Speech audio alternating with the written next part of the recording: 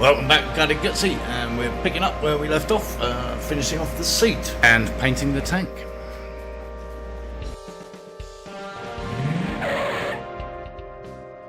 Amongst other things, so stay tuned. Yeah, so while I finish this off, you got time to subscribe down here somewhere. And at any point in the video, if you think it's any good, give it a thumbs up. Meanwhile, stage one of painting the tank, and you can probably see where I'm going with this. So whilst those are obviously part of the tank, they're kind of more akin to the frame. So I think they should be red, and then it occurred to me that that would look kind of cool if all that was red, and all that underside. Because that'll be a little bit more hard wearing if we do it in that engine enamel when it comes to taking the tank on and off and on and off and on and off. So yeah, let's get that started. Let's do it.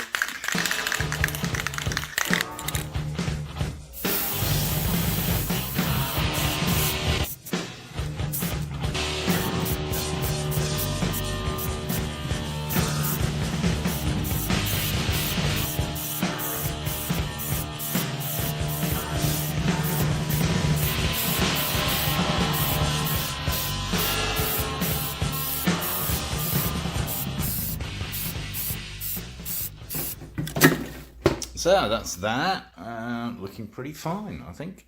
Obviously some overspray, which doesn't matter. Yeah, like that. Meanwhile, hinges have come in, and they're a lot better. So I think that's how that's going to look. So we can mount them on the strap, as it were, inboard, with some spacers there. And yeah, I think that's going to work. Only question with these is there going to be enough meat left once we drill that top hole out to get that 8mm thread through? Not sure. Only one way to find out.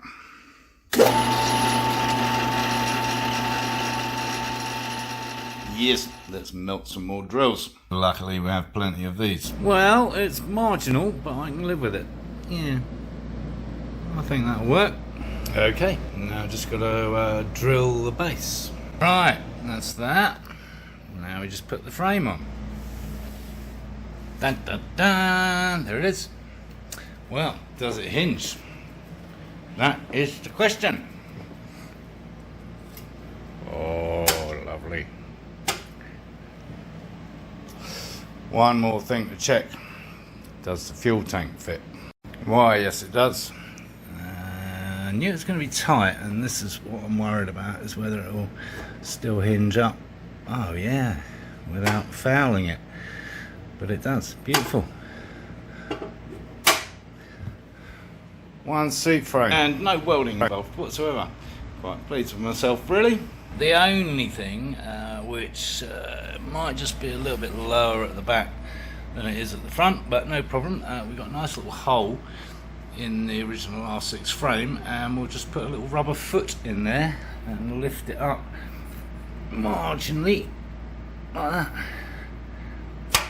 Right, lovely. Let's get that tank painted. Talking of which, I forgot about these. Yeah, they of course go in there. Yeah, which is gonna push the tank back a fair few millimeters, and we're already a little bit tight. So this is a bit tedious. We're already tight here as well, and this tapers inwards. So we're going to have to grind a bit of that out, re-drill these holes. I thought it was all going a bit too well. Now what's he looking at? That's not bodywork. Well, it kind of is. It's aesthetics. And the handlebars are too long, right? They're just a bit too wide. We can afford to take off 40mm. At least, but we got that. Yeah, so I am going to trim them, but not by 40mm. Stay tuned, we're painting the tank. And there is the seat, 3Fs.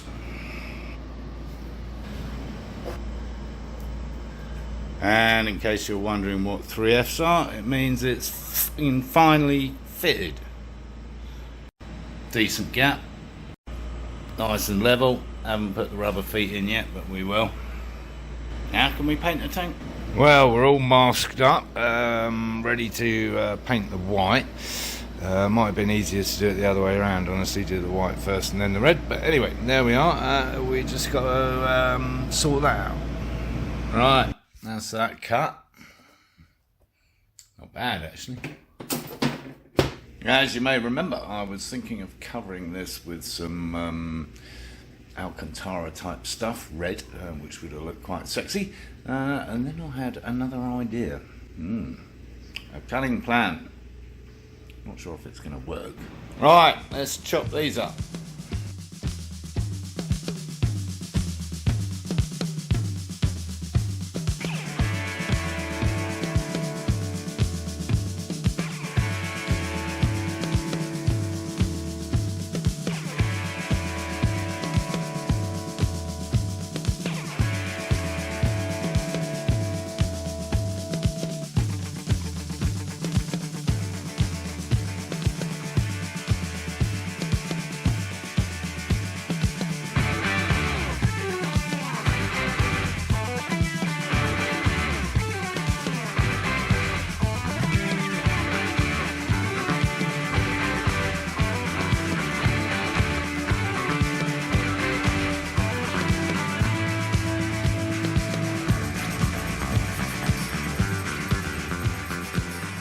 And there we have it, shorter bars. By about that much, 40mm.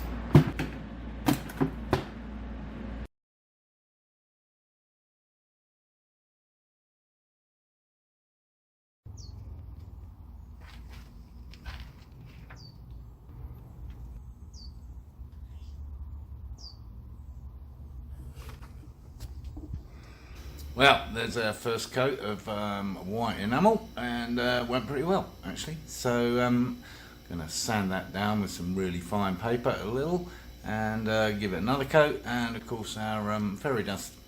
Rub down, second hit, maybe a bit too much silver, I think. Difficult to say. Might have to give it another hit. Maybe a little heavy on the fairy dust, possibly, but I can live with it. So now what we're going to do is crack out the finishing stuff. If I can find it, it's buried in here somewhere. And that is the clear coat, the gloss enamel.